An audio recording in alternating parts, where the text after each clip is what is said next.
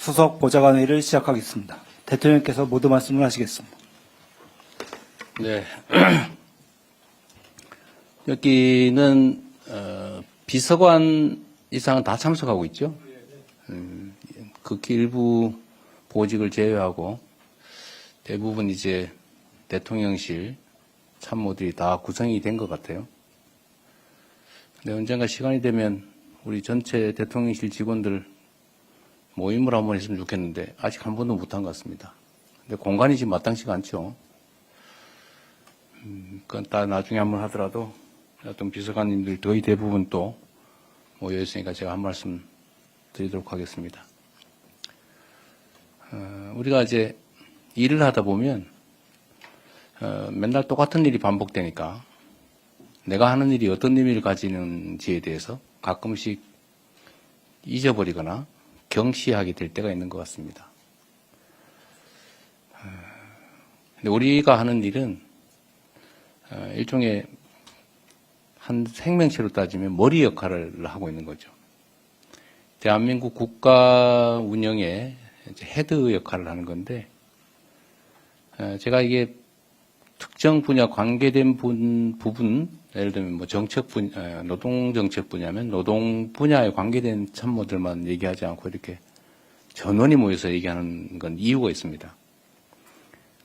자기 소관 분야가 아니더라도 다 이 대한민국의 운명 그리고 우리 5,200만 국민들의 삶과 인생이 달린 일을 우리가 취급하기 때문에 자기가 직접 맡은 일이 아니더라도 다른 사람들, 다른 참모들의 영역이라고 하더라도 최소한 알 건 알고 있어야 됩니다.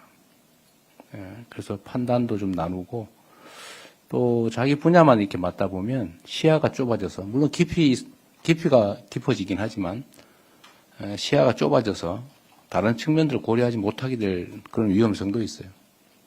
그래서 직접 관련이 없더라도 의견을 함께 나누는 게 매우 중요합니다.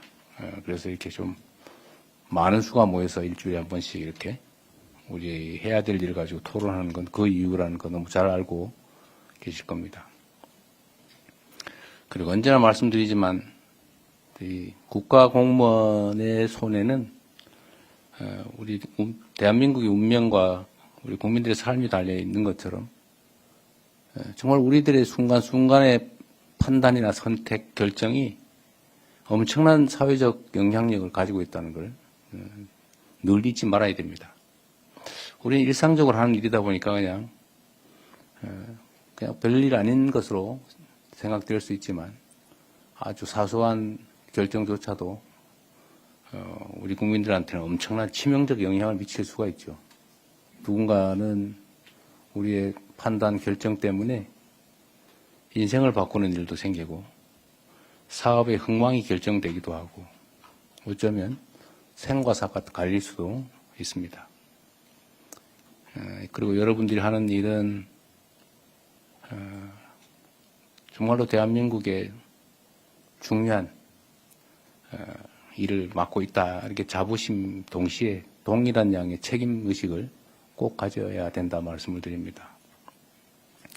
또 한편으로는 우리 대한민국이 어쩌면 거대한 역사적 분기점을 지나고 있을 가능성이 많습니다. 흥하냐 망하냐 또 국제사회의 상황도 매우 복합적이고 어렵고 또 우리 스스로의 오늘 검토하게 될 이런 성장 잠재력 문제도 사실 매우 심각하죠. 이게 정권마다 1%씩 잠재 성장률이 떨어져가지고 곧 마이너스로 좀 갈 수도 있는 그런 상황입니다. 우리는 이 상황을 역전시켜야 될 그런 의무가 있는 사람들이죠. 그래서 이 자리에 또는 대통령실에서 일하는 뭐 길다면 길고 짧다면 짧은 이 시간이 역사에 기록될 정말 중요한 순간이다 라고 생각하고 정말 큰 책임감을 가져주시기 바랍니다. 다들 열심히 해주고 있고 뭐 6개월 다 돼가는데 아직까지는 통상 있을 걸로 예측되는 특별한 큰 사고가 없는 것은 매우 다행스럽게 생각이 됩니다. 다들 자중하고 최선을 다한 결과라고 생각돼서 감사하게 생각합니다. 어쨌든 좀 더 큰 책임감으로 또 좀 더 큰 자신감 또 자부심으로 업무에 임해 주시길 바랍니다. 여러 차례 강조했지만 우리 대한민국이 당면한 최대의 과제는 여러 가지가 있긴 한데 정부가 바뀔 때마다 하락하는 잠재 성장률을 반등시키는 것입니다. 이를 위해서는 무엇보다도 과감한 구조개혁이 필요합니다. 혈관에 찌꺼기가 쌓이면 좋은 영양분을 섭취해도 건강이 좋아지지 않는 것처럼 이 사회 전반의 문제를 방치하면 어떤 정책도 제 효과를 낼 수 없기 때문입니다. 그리고 구조개혁에는 고통이 따르죠. 쉽지가 않습니다. 저항도 따르죠. 이겨내야 되겠죠. 경제 회복의 불씨가 켜진 지금이 바로 구조개혁의 적기라고 판단이 됩니다. 규제, 금융, 공공, 연금, 교육, 노동 이 6대 핵심 분야의 규제 개혁을 통해서 구조 개혁을 통해서 잠재 성장률을 반드시 반등시켜야 됩니다. 그래서 새로운 성장의 길을 열어야겠습니다. 정부는 내년이 본격적 구조 개혁을 통한 대한민국 국가 대전환의 출발점이 될 수 있도록 관련된 준비를 철저하고 속도감 있게 준비해야 되겠습니다. 오늘이 보니까 전태일 열사 55주기입니다. 또 학생들이 시험을 보는 날이기도 하죠. 전태일 열사가 가지는 의미는 참으로 큽니다. 반세기 전에 온몸으로 부당한 노동 현실을 고발하면서 산화해 갔죠. 그 청년 전태일의 외침은 우리 사회가 여기까지 오는데 정말로 소중한 불씨가 됐습니다. 그런데 우리의 노동 현실이 가야 될 길이 아직도 멉니다. 최근 울산 화력에서 발생한 안타까운 사건에서 보는 것처럼 지금도 수많은 전태일들이 일터에서 생과 사의 경계에 놓여 있습니다. 제가 매일 받아보는 일보에 의하면 충분히 예측되는 추락사고 또 폐쇄 공간의 질식사고 이건 얼마든지 예측되는데 계속 반복적으로 벌어지고 있어요. 그런 일이 계속 생겼어야 되겠습니까? 이제 먹고 살자고 갔던 일터에서 다치거나 죽는 일이 더 이상 반복돼서는 안 되겠습니다. 뭐 피할 수 없다면 어쩔 수 없겠지만 그러나 조금만 신경 쓰면 피할 수 있는 일들이 계속 반복되는 건 참으로 안타깝고 국제사회에서 볼 때는 참으로 수치스러운 일입니다. 산업안전의 패러다임 그리고 인식을 근본에서 새롭게 바꿔야 됩니다.